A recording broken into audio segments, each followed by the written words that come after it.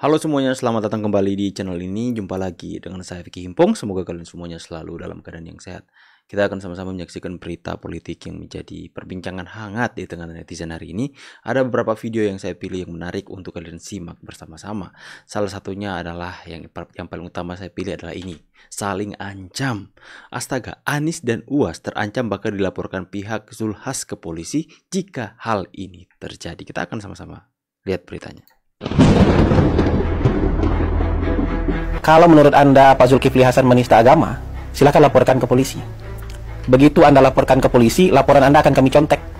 Persis dengan dalil yang sama, dengan pasal yang sama, dengan tuduhan yang sama, kita tinggal ganti terlapornya aja. Terlapornya kita ganti dengan Ustadz Abdul Somad dan Anies Rashid Baswedan. Saya rasa itu fair. Kalau memang mereka bersikeras bahwa ini menista agama, silakan laporkan Pak Zulkifli Hasan. Kita nggak usah takut dengan gertakan-gertakan ini. Kalau mereka memang mau jual, kita beli. Kalau lo jual, gua beli ya, seperti itu. Tapi sepertinya ini adalah berita yang lama, tapi kemudian menjadi perbincangan hangat dan menjadi trending topik akhir-akhir ini soal berita ini. Karena lagi hangat-hangatnya isu soal bagaimana penistaan agama dan lain-lain kembali mencuat ke permukaan, teman-teman. Next ya. Mohon maaf lah, kalau ini kawan-kawan jujur untuk sampai ke sini lagi, berat Pak. Jujur berat Pak.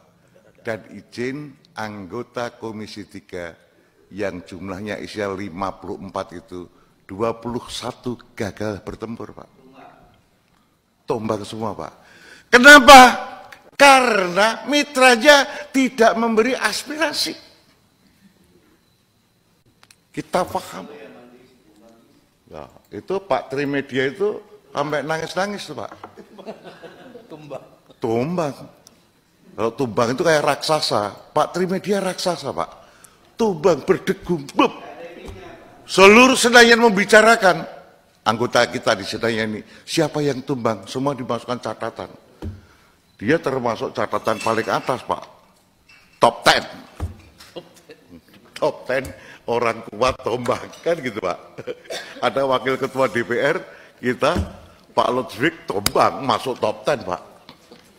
Gitu loh. Jadi nggak gampang pertempuran di lapangan.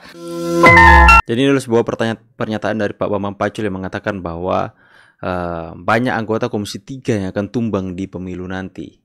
Itu akibat tidak memberikan satu yang positif kepada masyarakat hari-hari ini. Salah satunya contoh adalah Pak Hasto yang bahkan sampai dilaporkan ke KPK, kepolisian, dan akan diperiksa oleh KPK. Dulu misalnya orang mengatakan Bambang Pacul itu nggak suka Pak Ganjar. Saya tidak suka pada perilakunya. Tapi ketika ketua memutuskan, gua tegak lurus, gua nggak toleh-toleh, clear itu. Gua akan kerja persis. Oh saya itu bukan pengambil keputusan politik kok, gitu loh. Saya pelaksana tugas keputusan politik. Itu harus clear dulu posisinya. Pelaksana petugas partai. Saya mengambil jalan satria. Mengabdinya kemana jelas, clear. Jadi mau apa lagi?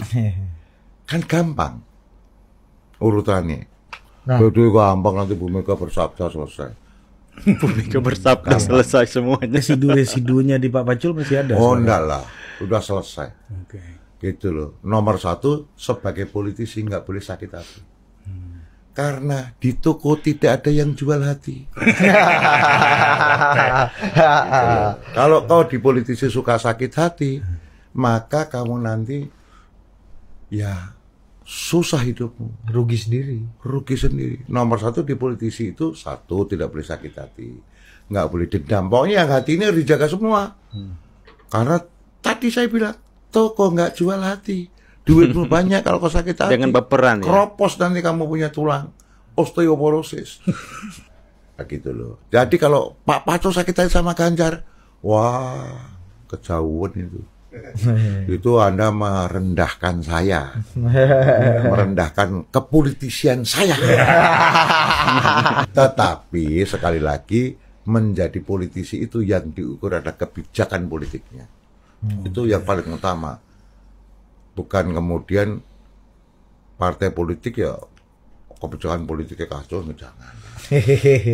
Nah, itu kualifikasi partai politik ada di sana. Kalau orang bicara politik dan yang didapat ada diorientasikan pada pendapatan, maka dia sebenarnya orang yang tidak paham politik.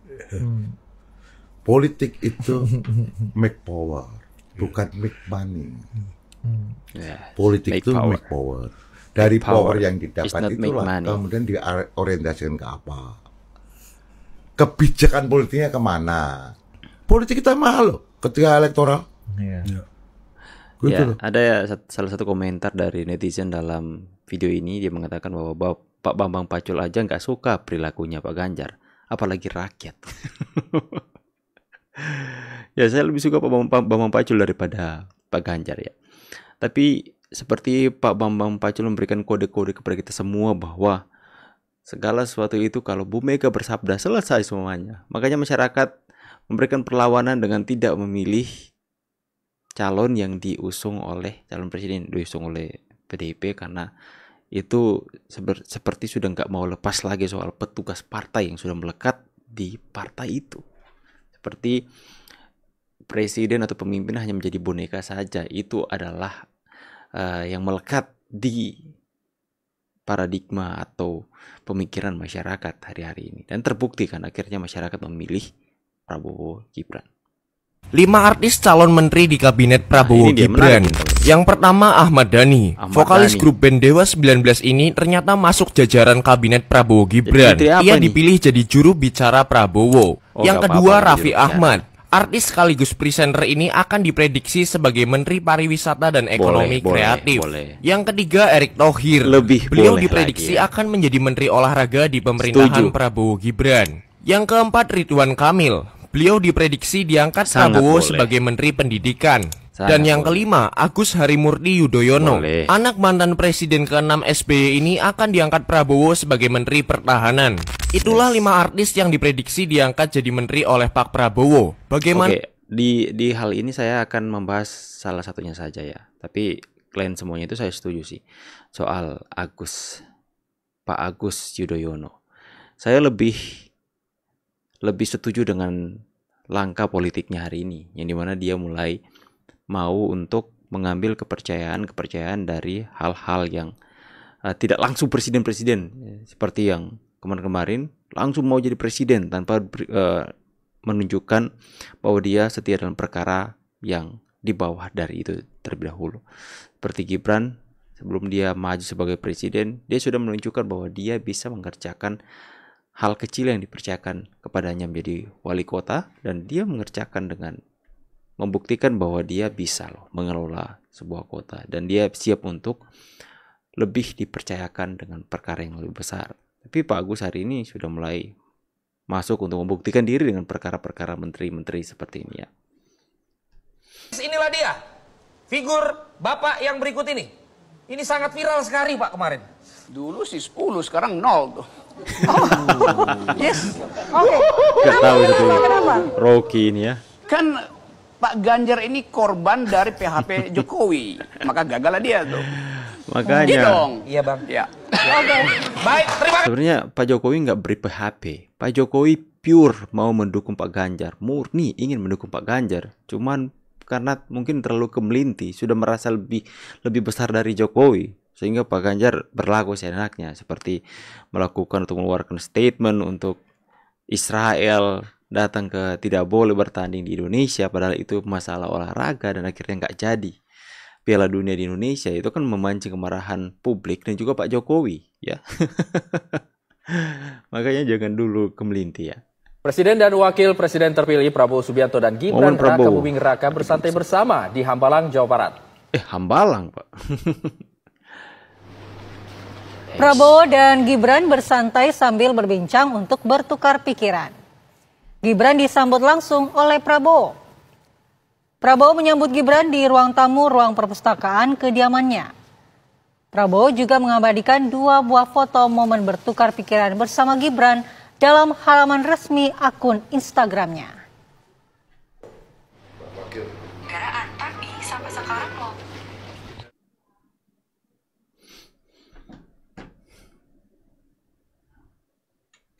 Oke teman-teman, saya pikir sampai di situ dulu cuplikan berita video tentang politik yang bisa saya sajikan kepada kalian semua.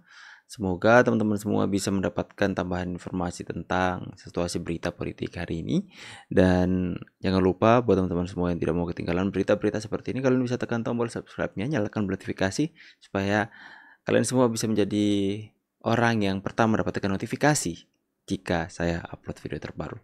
Terima kasih banyak sudah menonton. See you on the next video and God bless you guys. Bye.